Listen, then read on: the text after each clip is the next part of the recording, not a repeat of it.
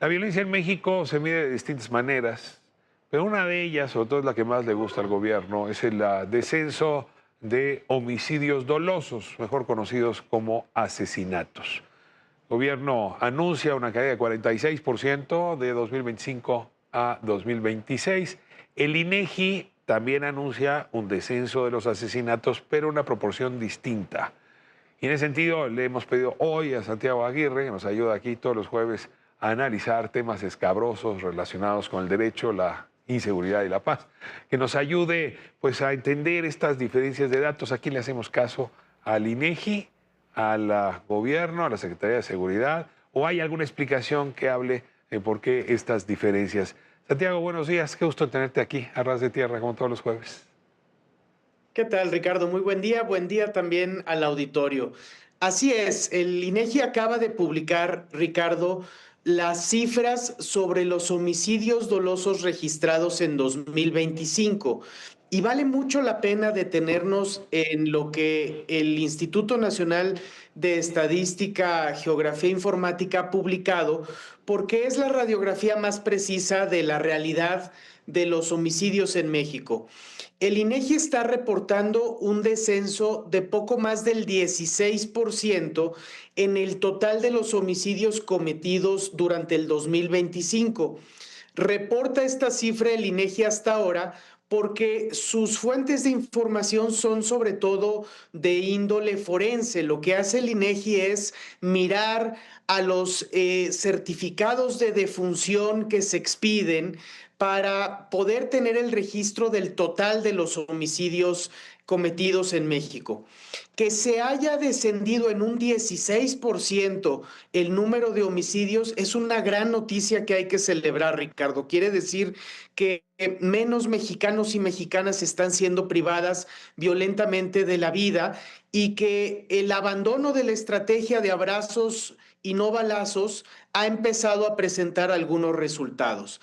Al mismo tiempo, Ricardo, hay que hacer notar la enorme brecha que hay entre este 16% que acredita el INEGI y la cifra de 40% o en ocasiones hasta de 48% que el gobierno federal está reportando y que, como habíamos comentado aquí, parecía excesivamente desproporcionada.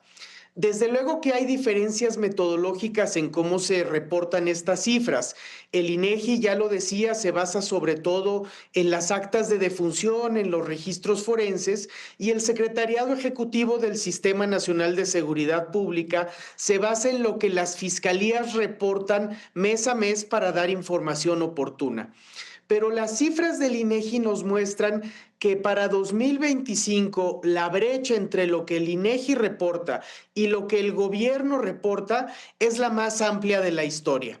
Y eso quiere decir que efectivamente las fiscalías no están reportando oportunamente y verazmente la información al gobierno federal, y también quiere decir, Ricardo, que el gobierno federal, en aras de mostrar resultados, está publicitando una cifra que no es confiable y que es demasiado optimista frente a la realidad del país, porque habría que añadir a este conteo el número todavía indeterminado de desapariciones que todo indica que ha venido creciendo.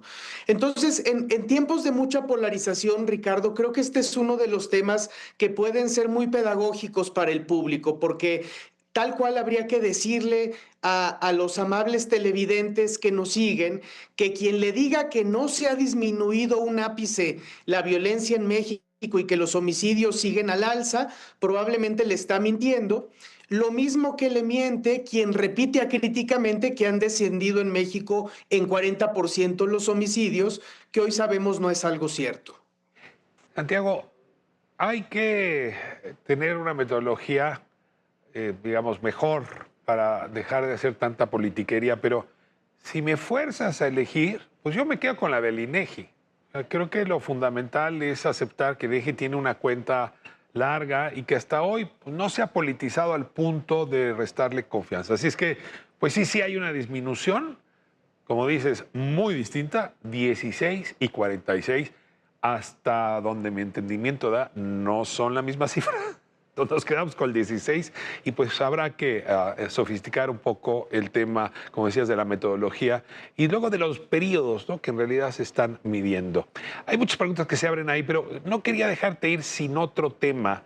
Me enteraba, Santiago, que está pensando el gobierno federal construir una nueva prisión de alta seguridad, parece otra vez en el Estado de México, por pues el alto número de personas privadas de su libertad, ¿no? Es decir, en lo que va este sexenio, creo que ya superamos las 100,000 personas que, pues, nuevamente, ¿no?, como si fueran objetos, se van y se tiran en las cárceles para que luego los jueces se tarden 5, 10, 15 y hasta 20 años en resolver si estaba bien que los tiraran allá adentro. Yo te pregunto, y con esto cierro, ¿cómo va ese tema de las personas privadas de la libertad? Sí, Ricardo, en días pasados los órganos del sistema penitenciario mexicano dieron a conocer, lo hacen mes a mes en la publicación de las estadísticas correspondientes al periodo, una cifra muy siniestra, que es que México ha rebasado por primera vez el número de 100,000 personas en prisión preventiva en las cárceles mexicanas que están en prisión sin tener una sentencia que acredita que sean responsables de un delito. Es decir, que están presos o presas mientras enfrentan su juicio. Y es una cifra siniestra, Ricardo, porque la prisión preventiva tiene que ser una medida extraordinaria únicamente para aquellos casos en donde con pruebas se establece que la persona, estando en libertad para enfrentar su proceso, pone en riesgo a las víctimas, pone en riesgo el correcto desarrollo del proceso o se puede evadir. Sin evidencia de eso, las personas deberían poder enfrentar una acusación penal en libertad, asegurando su presencia en el juicio a través de otras medidas. Sin embargo, en México hemos venido abusando de la prisión preventiva y cruzar el umbral de las 100,000 personas sin sentencia en las cárceles es la consecuencia directa, Ricardo, de las reformas al artículo 19 constitucional que han venido ampliando el catálogo de los delitos de prisión preventiva oficiosa. Es decir, el catálogo de aquellos crímenes cuya sola imputación obliga a que la persona esté en la cárcel. Una medida violatoria de derechos humanos que lamentablemente las Pues, últimas dos administraciones han impulsado mucho. pues ciertamente, Santiago, aquí hay una reflexión que hacer y que no goza de amplia legitimidad. Pareciera que la mayoría de la población está de acuerdo con meter más personas a la cárcel. Claro, hasta que te toca a ti o a un pariente introducirte a la cárcel sin justificación o simplemente para cumplir una cuota que es más bien de carácter político. Santiago, muchísimas gracias por esta conversación que sostenemos aquí los jueves. Nos encontramos la semana próxima. Siempre con mucho gusto y el agradecido soy yo. Buen día, Ricardo. Buen día al auditorio también.